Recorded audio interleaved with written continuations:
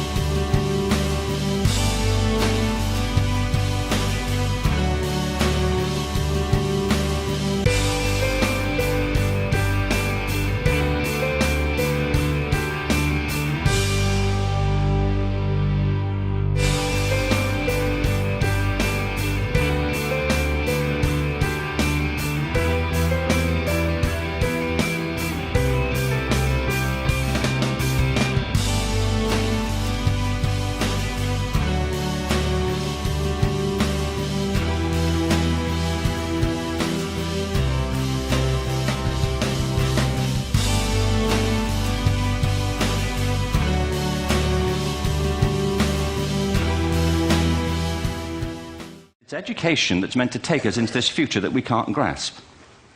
If you think of it, children starting school this year will be retiring in 2065. Nobody has a clue, despite all the expertise that's been on parade for the past 4 days, what the world will look like in 5 years' time. And yet we're meant to be educating them for it. We've all agreed, nonetheless, on the really extraordinary capacities that children have.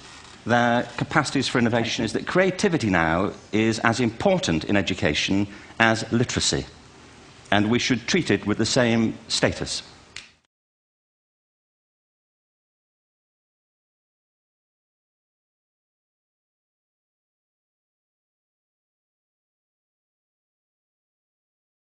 The whole structure of education is shifting beneath our feet.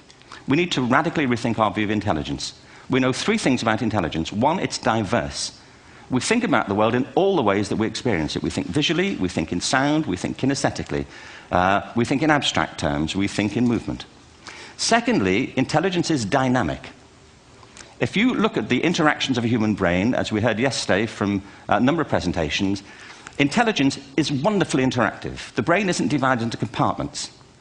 In fact, creativity, which I define as the process of having original ideas that have value, more often than not, comes about through the interaction of different disciplinary ways of seeing things. Is the gift of the human imagination. We have to be careful now that we use this gift wisely and that we avert some of the scenarios that we've talked about. And the only way we'll do it is by seeing our creative capacities for the richness they are and seeing our children for the hope that they are. And our task is to educate their whole being so they can face this future. By the way, we may not see this future, but they will. And our job is to help them make something of it.